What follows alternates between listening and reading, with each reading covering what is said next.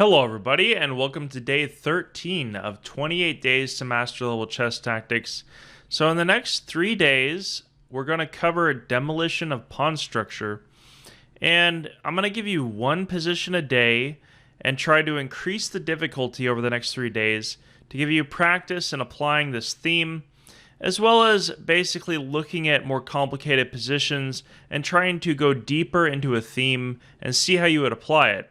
Now, of course, even in day 13, this is not a simple position by any means, but looking at how you'd apply concepts at a higher level is very useful and is a way that you can increase your chess understanding as well as your application of any idea in chess. So I just want to make that point here as well.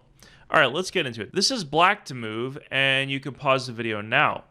I want you to keep in mind that you evaluate the material and then you go into looking for concrete moves.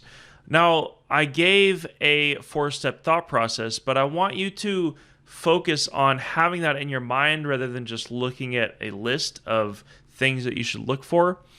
And I want to make it more and more simple. And of course, when you apply something, you want it to be very simple, because when you see players applying a thing in chess, they're not necessarily making it more complicated for themselves. So let's pare down it to look at the material and then look for concrete moves. And then, of course, with those concrete moves, you have to check and double check. And despite somewhat messy calculations, you can find a lot of moves and a lot of ideas by applying this simple method. So in this specific position, I chose it because it's relatively straightforward. Of course, it's not simple, but it's relatively straightforward. So with black to move, you can see that the material is otherwise equal, and it looks like white has some activity of his own. He has these advanced pawns, and the black king is still sitting in the center, obviously, but there's concrete elements in this position that give black a very crushing attack. So you want to look for forcing moves, obviously.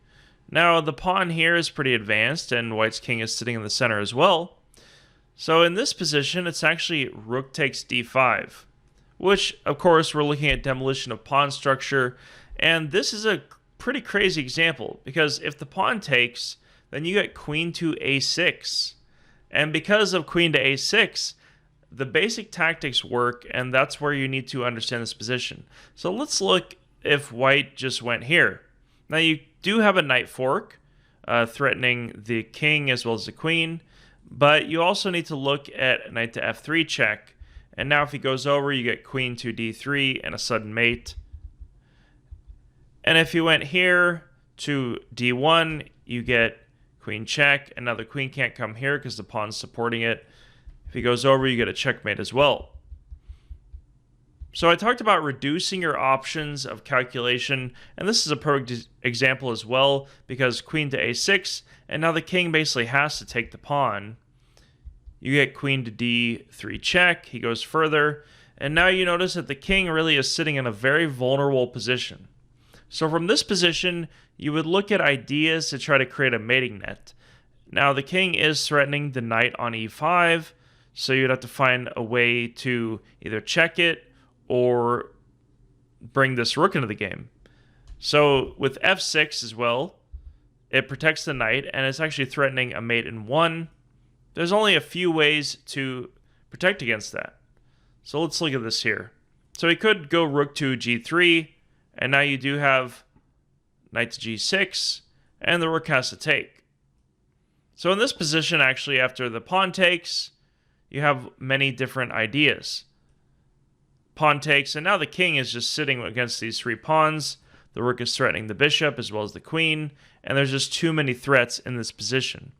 The pawn cover is completely decimated, and in this position, white would be clearly losing. Now the queen could come in with queen takes f6, but you could either just win a bishop, or you could just pin the queen against the king. Now I'll leave this position for you to calculate the rest of the moves, and you can plug it into a computer if you want, but basically, this position is complete demolition of the pawn structure, and we're going to go into day 14 in a slightly more complicated position. Thanks for following along, and I'll see you in day 14. Don't fret if you got the solution wrong.